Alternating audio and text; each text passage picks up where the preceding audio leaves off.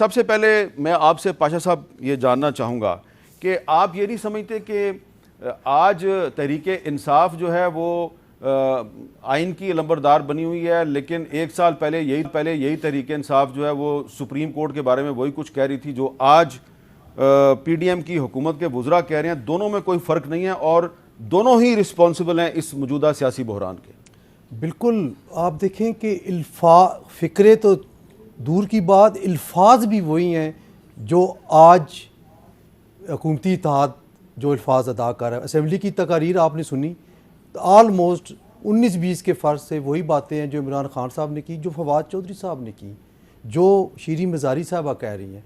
और एक चीज़ देखें कितना बड़ा जुल्म है कि तहरीक इंसाफ के एक लीडर 5 दिन पहले कह रहे थे कि तहरीक इंसाफ पाकिस्तान की 22 करोड़ आवाम सुप्रीम कोर्ट के पीछे खड़ी है, और जब बेंच स्क्वीज़ होके 3 पे आया तो वही लीडर टीवी पे फरमा रहे थे कि जनाब 22 करोड़ आवाम चीफ जस्टिस के पीछे खड़ी है।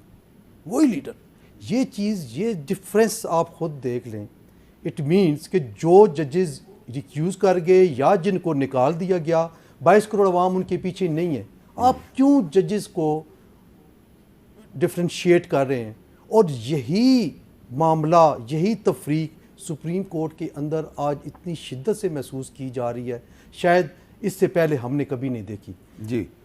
एक दौर था इफ्तिखार मोहम्मद चौधरी साहब का, उसमें भी टू सम एक्सटेंट जुडिशल आमरीत जो कहते रहे हैं लोग कि वो थी, कि आपने देखा होगा कि कन्फ्लिक्ट नहीं आ रहा था। इस तरफ देखते थे तो सारे हाँ कर देते थे, इधर देखते थे तो सारे हाँ कर जाते थे। लेकिन कॉन्फ्लिक्ट ऑफ ओपिनियन, देखिए आपको याद है कि जजेस जो हैं उनका मसला क्या था? जजेस का ख्याल था ये इफ्तिखार मोहम्मद चौधरी बहुत पॉपुलर है। यस, ठीक है, यही थे। अब वो किधर गया? कहीं भी नहीं। यही तो असल बात है कि जो पाकिस्तान के अवाम है, पब्लिक पीछे खड़े थे उस वक्त। हाँ, तो सिविल सोसाइटी थी, मीडिया था, लॉयर्स थे। आप देखिए लॉयर्स की 95% जो तादाद है वो उस मूवमेंट में शामिल थी। 5% वो थे जो बेनिफिशरी थे या जो लॉ ऑफिसर थे जी, बाकी सारे। अच्छा, अब शुएब शाहीन साहब ये बताएं कि अब असद कैसर साहब जो हैं वो कह रहे हैं जी कि हम बातचीत करने के लिए तैयार हैं तहरीक इंसाफ से, तहरीक इंसाफ की तरफ से हम PDM के साथ बातचीत के लिए तैयार हैं, लेकिन शहबाज शरीफ साहब कह रहे हैं फुल कोर्ट के बगैर किसी और मसले पे बात नहीं हो सकती।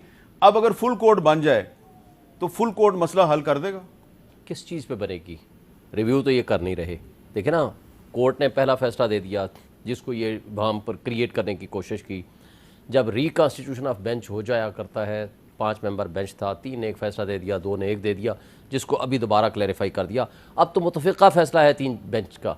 इन्होंने पहले भी और आज भी, आखिरी दिन भी, यानी 2 दिन पहले भी चीफ जस्टिस ने और बेंच ने कहा कि आप सियासी तौर पर डायलॉग करें, और बल्कि अपने वकील को, इमरान खान के वकील को कहा कि आप उनसे राइटिंग में मुझे इसका आप ले लें कि हमें इलेक्शन में जाना है और अच्छा माहौल क्रिएट करना है, टेम्परेचर को कम करना है, और अपनी आप इत्तेहादी पार्टियों को अटॉर्नी जनरल के ज़रिए कहा कि डायलॉग करें, और उसके लिए मौका भी दिया। लेकिन उन्होंने उसका रिस्पॉन्ड ये किया कि उन्होंने कहा कि जनाब हम तो आपकी बात ही नहीं मानते, हम तो आप पे अदम एतमाद करते हैं, बल्कि बाइकआउट का भी उन्होंने कहा, लेकिन वो एलामिया में शामिल नहीं था। तो इस वजह से जब वो गए तो कोर्ट ने कहा कि आप तो अदम एतमाद करते हैं, बल्कि जो तकरीरें हुई बाइकआउट की हुई तो आप लाएँ एलामिया विदड्रॉ कराएँ, आएँ हमारे पास बहस करें, otherwise you are not a party. और पार्टी बनने की एप्लीकेशन भी नहीं थी उनकी कोई।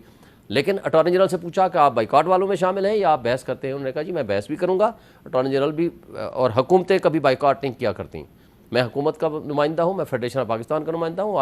ये सारी बात हमें पता है। सवाल मेरा ये है कि क्या फुल कोर्ट से आईनी बहरान हल हो जाएगा? कभी नहीं होगा। नहीं होगा ना, कभी नहीं होगा। आईनी बहरान आपको सियासी, आईनी बहरान तो हल हो गया, सुप्रीम कोर्ट ने फैसला दे दिया। सुप्रीम कोर्ट का सिंगल बेंच फैसला दे तो भी पाबंद है, DB फैसला दे यानी 2 मेंबर बेंच फैसला दें तो भी ये पाबंद है।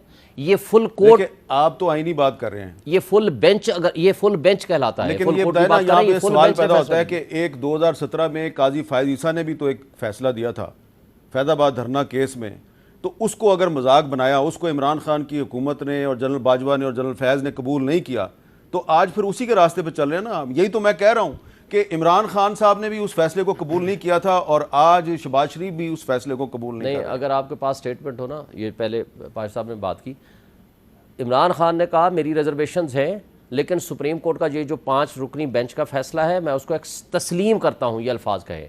आज इनका जो कंडक्ट है वो उससे मुख्तलिफ है, ये कहते हैं हम तस्लीम ही नहीं करते। शायद आपको याद नहीं है कि इमरान खान साहब की हुकूमत तहरीक इंसाफ काजी फाइज ईसा के फैसले के खिलाफ उन्होंने रिव्यू किया था। रिव्यू शायद अभी भी पेंडिंग है, मेरा ख्याल है। उसमें अमानुल्लाह कदरानी साहब भी उसमें वकील हैं। लेकिन कहने का मतलब ये नहीं है, मेरा कहने का मतलब ये है कि आज जो पोजीशन है, आईनी बहरान ख़त्म हो गया, सियासी बहरान में मज़ीद शिद्दत आ गई। सियासी बहरान को हल करने के लिए आप सियासी जमातें बैठें, सियासत का काम है उसको सेटल डाउन करें। अच्छा, रबिया बाजवा साहबा, आपको भी बहस में शामिल करते हैं। ये बताएं कि आपका क्या ख्याल है कि सियासी जमातें अगर बैठ जाएं तो क्या मसला हल हो जाएगा? जब तक कि सुप्रीम कोर्ट के जज आपस में बैठ के एक राय नहीं दिखाते और अपनी यूनिटी नहीं दिखाते तो मसला कैसे हल होगा? मीर साहब बात ये है कि डायलॉग होना चाहिए, और मैं हमेशा समझती हूँ ख़ास तौर पे जहाँ पे टॉलरेंट सोसाइटी होती है, डेमोक्रेटिक सोसाइटी होती है, तो उसमें डायलॉग तो बिल्कुल होना चाहिए और हमें अप्रिशिएट भी करना चाहिए। लेकिन एक चीज़ के ऊपर मैं बड़ी क्लियर हूँ कि जो कॉन्स्टिट्यूशनल क्वेश्चंस हैं या जहाँ पे कॉन्स्टिट्यूशन बहुत क्लियर है, तो उसका मैंडेट का एहतराम करना भी तमाम अदारों की जिम्मेदारी है, चाहे वो सियासी जमातें हों या चाहे कोई भी अदारा हो। कुछ अदारे तो ऐसे हैं, आपको भी पता है पाकिस्तान की जो तारीख है, कि उन्होंने तो कभी आइन को कुछ समझा नहीं। लेकिन अब सिचुएशन इधर आ गई है कि जजेस के आपस का जो कंडक्ट है वो भी अफसोसनाक है, और जो पॉलिटिकल पार्टीज के अंदर पोलराइजेशन है पूरी सोसाइटी में वो फैल गई है, मुझे उसके ऊपर भी तशवीश भी है और अफसोस भी है। लेकिन अगर हम ये कहें कि जो पॉलिटिकल सिस्टम है, या अगर कोई पॉलिटिकल पार्टी या पॉलिटिकल लोग ये बात करते हैं कि पाकिस्तान का निज़ाम जो वाकई फरसूदा निज़ाम है और उसको तब्दील होना चाहिए, तो मैं समझती हूँ कि ये बात करना उसको हमको गलत कह सकते और उनका राइट है कि वो इस तरह की बात करें। असल बात ये है कि कॉन्स्टिट्यूशनल सुपरमेसी है पाकिस्तान के अंदर, आइन सबसे मुकद्दम है, उसका एहतराम होना चाहिए। और जो सुप्रीम कोर्ट का फैसला है, ये 3 रुकनी बेंच का फैसला, इससे कोई इत्तेफाक करे ना करे, इस पे अमल दरामद होना चाहिए। क्या पार्लियामेंट की करारदाद इसको रोक सकती है? देखिए, बिल्कुल नहीं रोक सकती। पार्लियामेंट की जो करारदाद है वो बेसिकली कॉन्स्टिट्यूशनल स्पिरिट के अगेंस्ट है, क्योंकि कॉन्स्टिट्यूशन के अंदर अगर आप देखें तो जजेस के कंडक्ट को इस तरह ज़ेर बहस नहीं लाया जा सकता। ऑब्वियसली एक फ्रीडम ऑफ एक्सप्रेशन है, पार्लियामेंट बिल्कुल खुल के बात कर सकती है, लेकिन मेरा ख्याल है कि कोई रेडिक्यूल नहीं करना चाहिए। इसके साथ साथ मैं ये भी समझती हूँ कि अदलिया जो है उसकी भी, हम लोग कोई इसको ऐसा अदारा नहीं समझते, अब उसको अपना ट्रस्ट और कॉन्फिडेंस अपनी परफॉर्मेंस के साथ लोगों के अंदर पैदा करना चाहिए, लेकिन जिसमें अदलिया भी नाकाम है। मैं ये नहीं कह रही कि बहुत ज़बरदस्त हमारी जुडिशरी है, जुडिशरी के बहुत सारे प्रॉब्लम्स हैं, और हम हर दिन बार एसोसिएशंस जो हैं वो उसके ऊपर आवाज़ उठाती हैं।